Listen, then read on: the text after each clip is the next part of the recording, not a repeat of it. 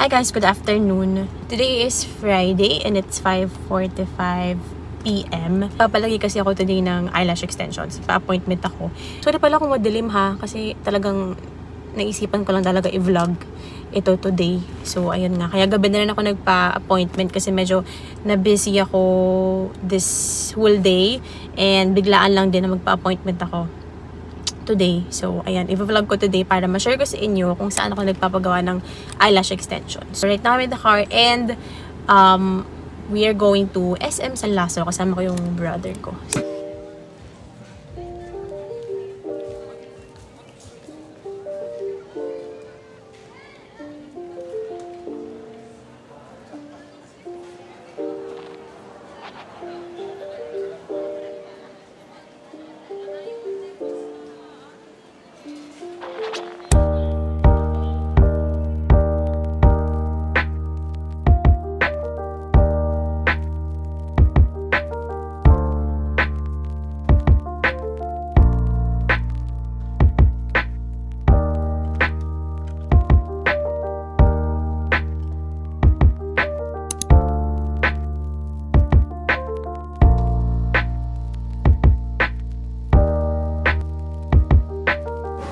Ate, Laina? Laina. Thank you, ate. Sige. Kita nyo, super light lang niya. As in, hindi siya kagaya ng ibang eyelash extensions na pag pumikit kayo, may mafe-feel kayo. This one wala. As in, parang wala lang. Wala lang at all. Parang pang feeling naka-mascara lang. Sobrang ganda, oh.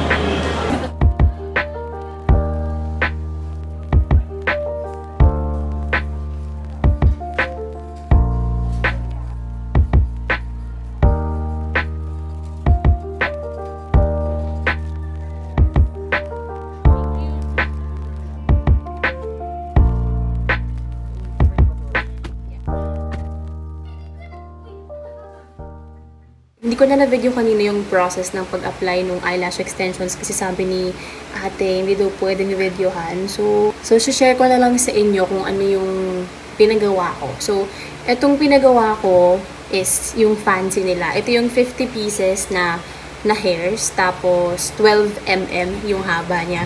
So, ito yung ginagawa ko. Ever since college pa ako, ito na yung parang pinapagawa ko sa Lavish Lashes Studios. Actually, nagmahal sila kasi dati 550 yung fancy. Tapos ngayon, 600 pesos na. Although, plus 50 lang naman. Pero ayun. Tapos, aside dito sa fancy, meron silang iba pang mga services. Alam ko, may lash lift din sila. Tapos, ito kasi pinagawa ko guys. Parang siya yung pinaka-natural looking. Pero kung gusto nyo ng mas kita, mas halata, or parang gusto niyo talaga ng mas makapal, may glamour sila. Yun naman, 75 pieces yung hairs. Tapos, alam ko meron pa silang mas, parang mas bongga pa. Hindi ko lang alam yung tawag, pero yung kanina pinakita ko sa inyo na price list, nandun siya.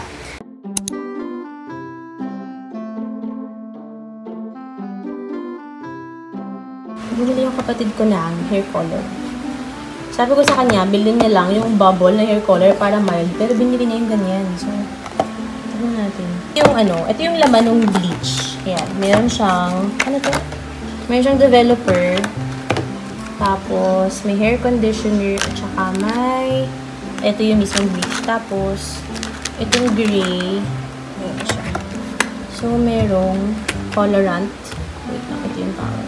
May colorant, merong developer. Tapos, meron din siyang hair conditioner. So, gagawin namin, ito muna, yung bleach. Sundin ko lang yung instructions, tapos saka i-control. Hindi na natin kung ano kalalabasan sa buhok niya. Dapat tayong pang mix.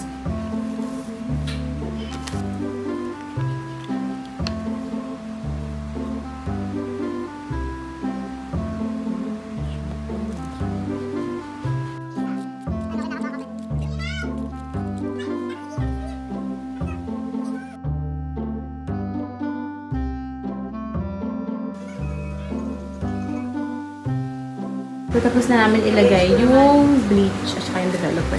So, hintay kami namin 10 to 20 minutes para before namin siya alisin. Ayan mga kung ano. Pero mabigat na.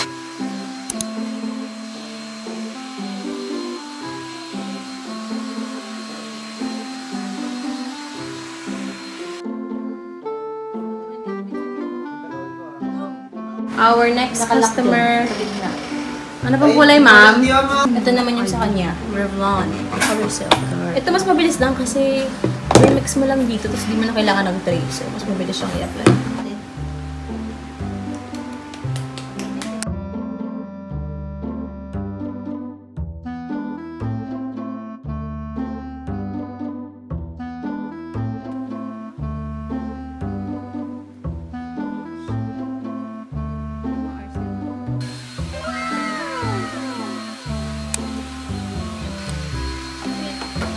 Ito yun guys, oh.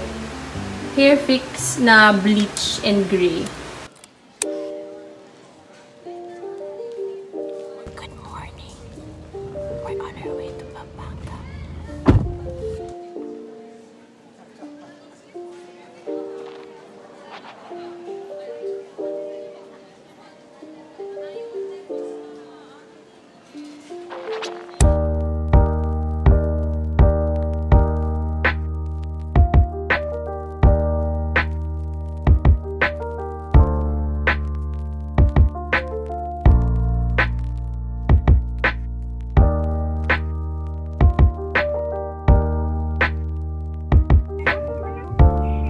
Ang ganda talaga ng eyelashes, guys. So, tingnan nyo.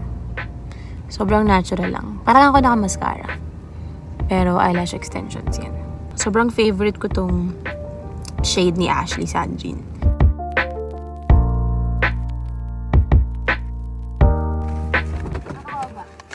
Pwede mo si Motley. Yes, baby, we're going. Wait lang. Dito kami sa San Simon.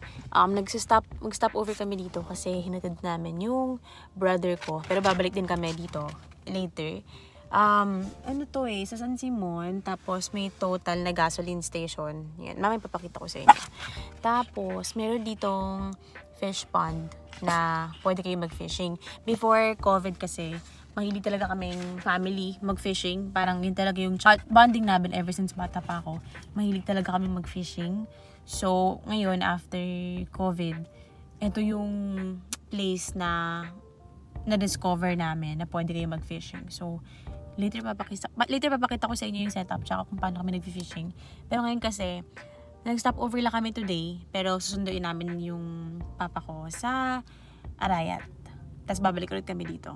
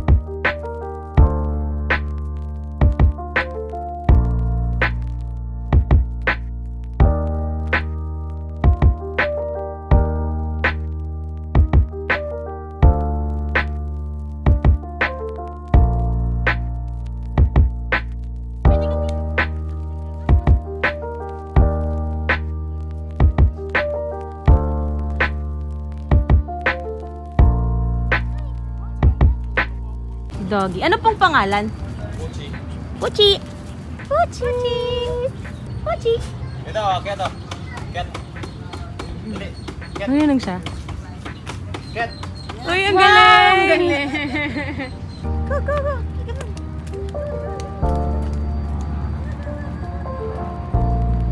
Lagyan natin na. Hindi mo kasi ng masa. Isa, ano isa? Masa. Worm. Masa.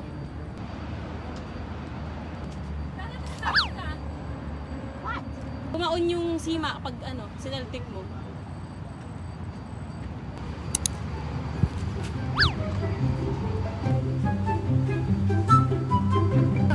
Lapag mo lang, lapag mo lang, lapag mo lang. Gusto mo yung uwi?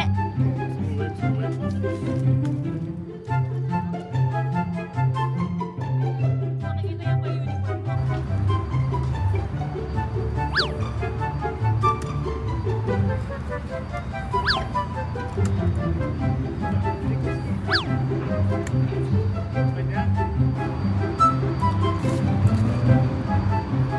Shit, nawala na yun. Inuna yung isda niya sa sayo.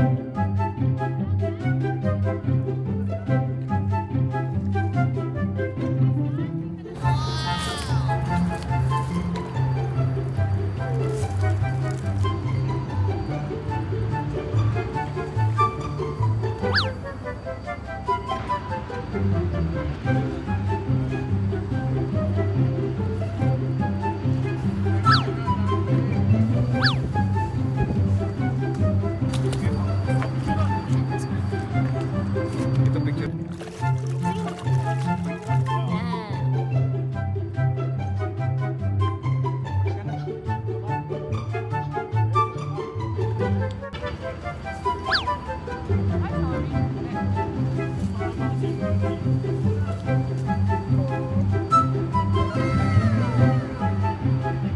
Nice!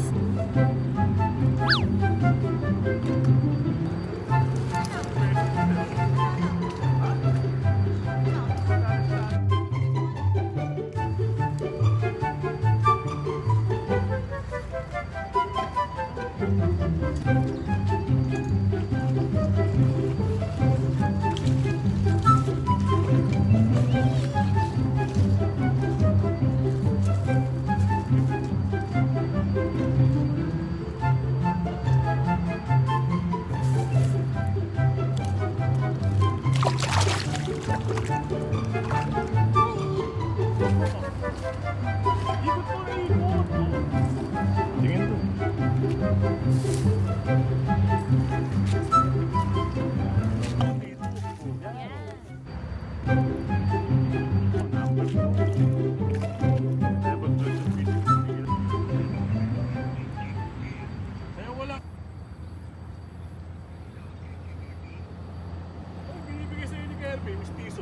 If gusto nyo mag-fishing, tapos wala kayong mga equipment, wala kayong rod, wala kayong reel, alam ko nagpaparent sila. Meron silang pwede kayong mag-rent ng mga reel, mga panghuli para makapag-fishing kayo. So, ililink ko yung social media nila down in the description box below just in case you're curious, gusto nyo mag-fishing, or gusto nyo matry. Tsaka if you're concerned about the pandemic, if you're concerned about precautionary measures ng COVID, ganyan, onti lang ng tao. Kasi parang dito sa area namin, may mga cottage kasi dyan. Parang medyo mala resort yung fields niya. So, kung gusto nyo lang mag-chill, ganyan, may mga kubo-kubo, may mga cottage na ganyan, kung saan pwede kayo mag-stay.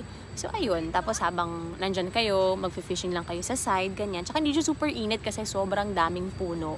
Tsaka, ayun nga, super onti lang ng tao. Kasi dito sa parang line ng cottage namin, kami lang yung nandyan. So, parang inoccupy na namin yung dalawang cottage na magkasunod.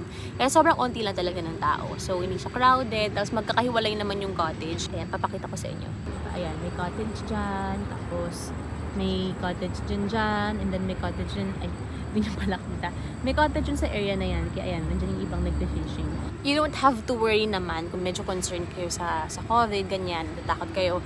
It's fine kasi, yun nga, onti lang yung tao. So, as you can see, hindi kami nakamask kasi kami lang talaga yung tao dito sa area. Kaya, hindi na rin kami nakamask. Dinner. Pineapple juice. Fish fillet, sandwich, rice. The dogs are just watching. Stay. Gutom mo.